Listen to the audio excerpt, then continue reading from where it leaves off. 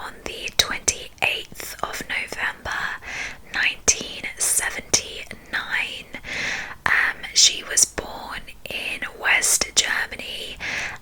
She is a British citizen, but her father worked for the British Army. Her father was stationed in Paderborn in West Germany. I'm sorry if I'm not pronouncing that correctly. I'm so bad at pronunciation. And she lived there with her father, her mother Sharon, and her older sister Natasha. So they were all British citizens, but they were living in Germany. There is not much really written about her early life because she unfortunately went missing when she was only 2 years old. So on the 28th of November 1981, so that was Katrice's second birthday, her family decided to go to a nearby shopping centre to buy some things for her birthday party, so to buy some food and maybe a cake and stuff for Katrice's birthday party. So Katrice's older sister Natasha decided to stay at home. She just didn't fancy going shopping, and Katrice's aunt and uncle Wendy and Cliff came into town to celebrate Katrice's birthday as well. Wendy decided to go shopping with Sharon, Richard and Katrice. Cliff decided to stay at home with Natasha, so Richard drove the family to a nearby shopping centre and they just went about their day shopping.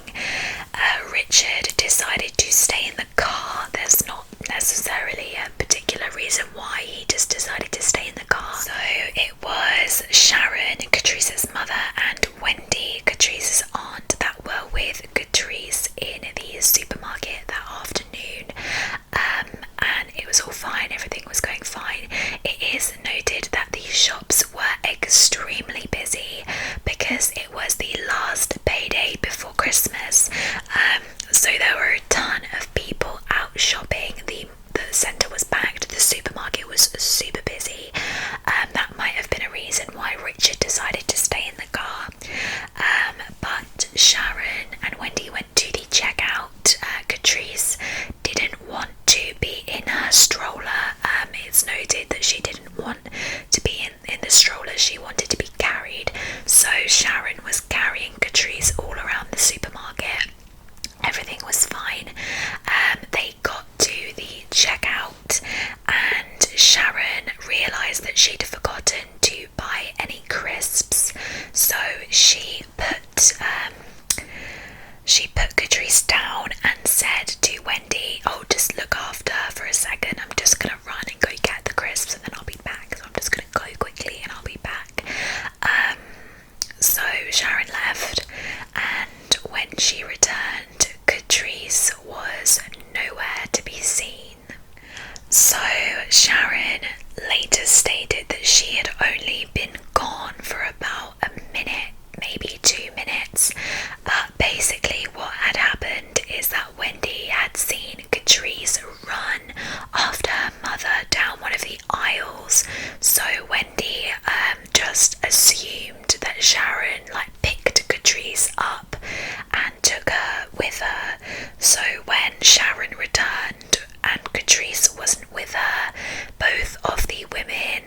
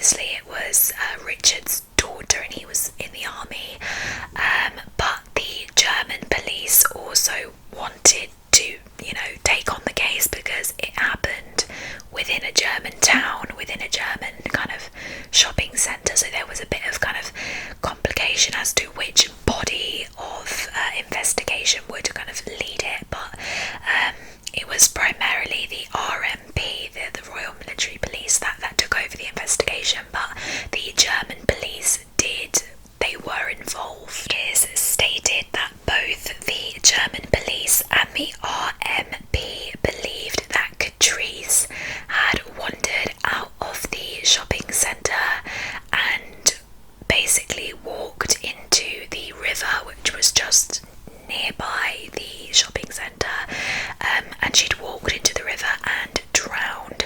So that was the first theory, so I must state at this point, none of Katrice's family believed this was the case. They all believed that Katrice had been abducted, but the police were adamant that this little 2-year-old baby had wandered off without anyone seeing her or questioning why a 2-year-old was walking by themselves, and they just believed that she drowned and it was an accident. So as you can tell by my face and my voice, I obviously think that's ridiculous, but that's what they thought at that time. So the river was searched extensively and nothing was found, and also the nearby houses, the nearby people that lived in the houses were questioned, but nothing of importance came to light. There was no evidence and there was no leads as to where this baby girl had gone. So because of the lack of kind of breaks in the case slowly went cold, which I mean is just heartbreaking. It is stated that the German police wouldn't allow the case to go public, so to go into the media for like 6 weeks, which I find crazy. Like, I think that is so crazy that this case wasn't mediarized sooner, because that could have really helped. You just never know, that could have completely changed things. But yes, it wasn't, the case wasn't in the public domain for 6 weeks, until after Katrice had gone missing. Katrice's case went cold and was only reopened in 2000 when age progression technology had been advanced, and it produced what Katrice would look like at her current age, which was 21. So Katrice would have been 21 in 2000. So this kind of reopened the case, because no body or anything had been found. It was still a great possibility that this girl was out there.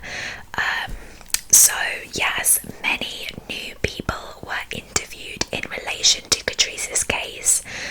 Something that I find baffling is that the person that was behind Katrice's mother in the checkout line was not interviewed until this point. I find that so baffling, but he was interviewed, and numerous other kind of possible eyewitnesses and were interviewed, but nothing came out. There was no further information. A development happened when a woman came forward and stated that her boyfriend at the time of the crime told her that he had murdered a young child. Why on earth you wouldn't have told someone before this point is beyond me, but I think she felt like her boyfriend was, well, it is known that this man was psychologically kind of challenged. I think he suffered with mental health problems, so I think that she just assumed at the time that he was just suffering and he wasn't sure of himself. But the really important thing to the police here was that this specific man had worked in the same regiment as Katrice's father, so he instantly became a person of interest in this case.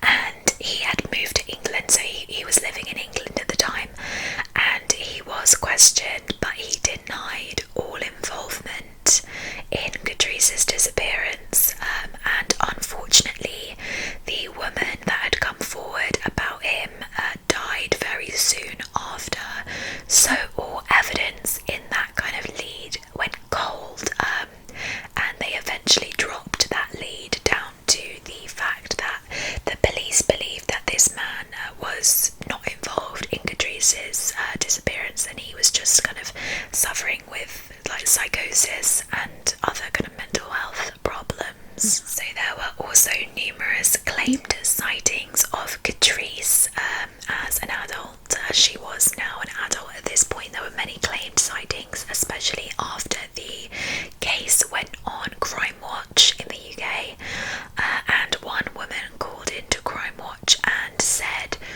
"You should look for your daughter in France." Again, this was a possible lead for the police, but it came up empty. They found nothing of interest. Basically, this case is so interesting and sad because, you know, everything just went cold.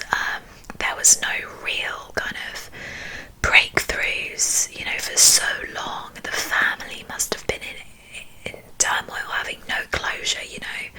It is very sad. So in 2012, the case was reopened once again, as the RMP admitted to not taking some of the correct procedures during the immediate investigations of Katrice's disappearance. So because they claimed that, you know, they had done some things wrong, the case was again reopened, and the river, so the same river, was researched and reanalyzed using kind of new technology and new procedures, but again nothing came from this. So that river they had searched numerous times at this point, and there was still nothing. I don't mean to say that it's a waste of time that they were searching in the river, because it's not. A lot of rivers are extremely fast flowing. They have extreme currents, although it might not seem it. You know, and I don't want to be morbid, but possibly if a little 2-year-old fell into a fast flowing river, it is very possible that the body would be somewhere completely different. So I understand that they searched different parts of the river extensively for evidence, because that makes sense, but nothing came up. Just before I continue with more information about the case, I would like to just quickly kind of talk about some theories as to what people thought happened to Katrice, because obviously by this point Katrice had been missing for 30 years, you know, so there were a lot of theories. One of the theories obviously was that Katrice had wandered off and drowned in the river. This is, like I said, what the police really did think happened. Personally, I don't think that's the case at all. Not necessarily, because there was no body, and there is no body found in that river. That's not necessarily the issue, because as I said, rivers are difficult and a body can migrate from a river, but I think more of the reasons as to why this theory is not logical is because the shopping centre was extremely busy. Loads of people would have seen a tiny 2-year-old little girl walking around by herself, and nobody would have just allowed that to happen. I just don't believe it. I just can't believe it. Let me know what you guys think, because obviously the police thought that that was the case, but no, I don't believe that. There is a side theory to this, which is that somebody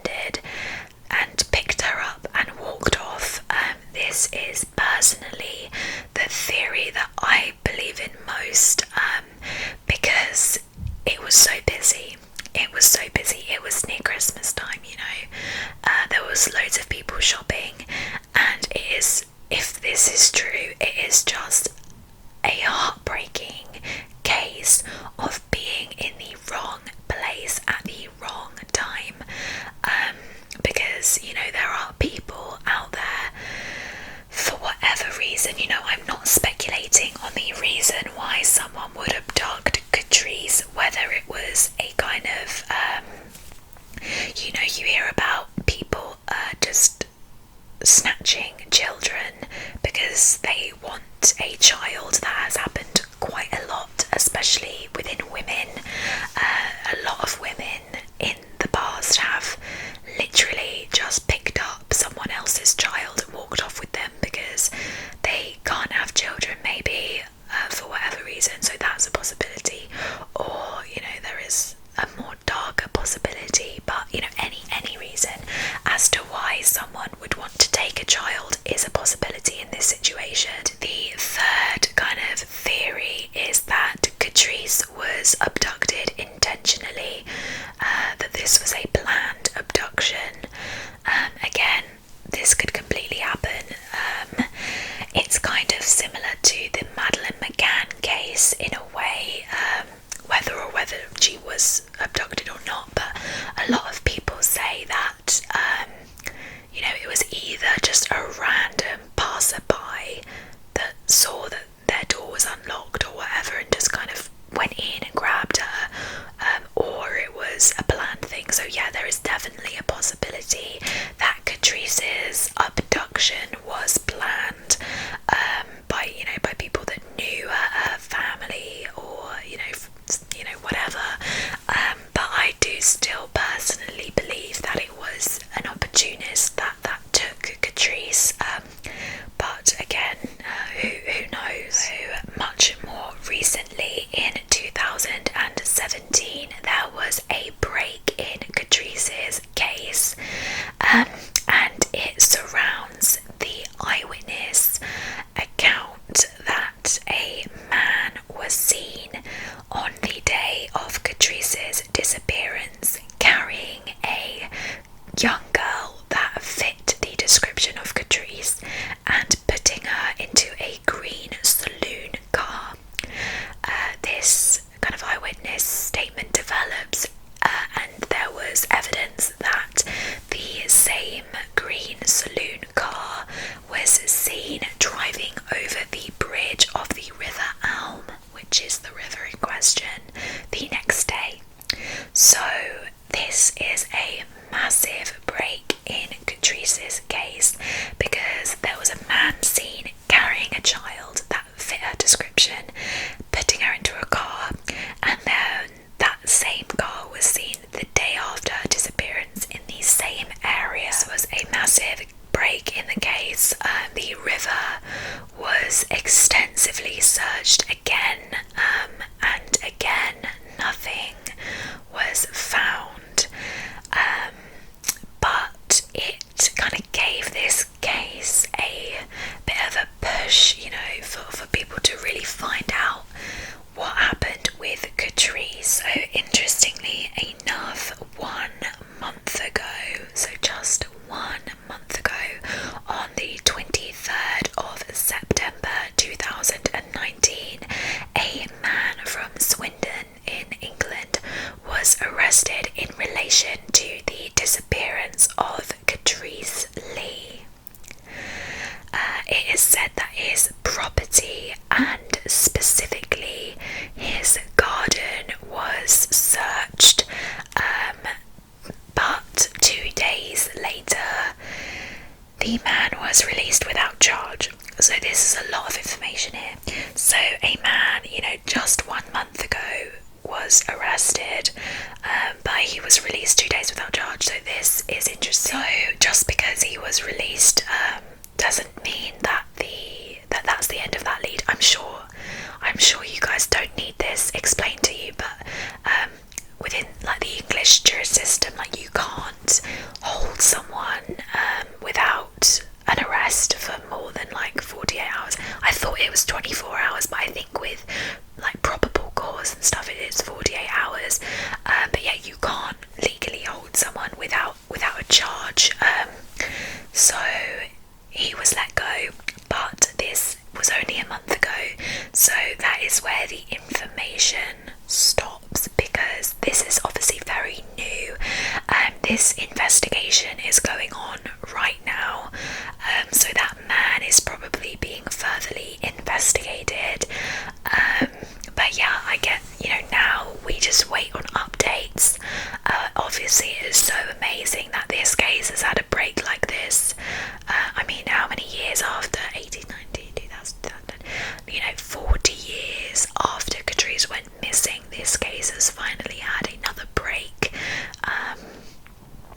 just hope, for her sake and her family's sake, that this break leads to something of importance. Whether or not Katrice is still alive, we don't know. We can obviously hope that she is somewhere, but if she isn't, this will give her family the closure that they need. So yes, that is kind of everything for this case. Like I said, it is an ongoing investigation, so I will link stuff down below, and yeah, just gonna keep yourselves updated with it. I definitely will be kind of following this case, and seeing if, you know, any more information is found. But yes, that is it from me. I hope you did enjoy this video, and I hope you are looking forward to the rest of True Crime Week. But yeah, I will see you in tomorrow's video. Take care, and yeah, okay.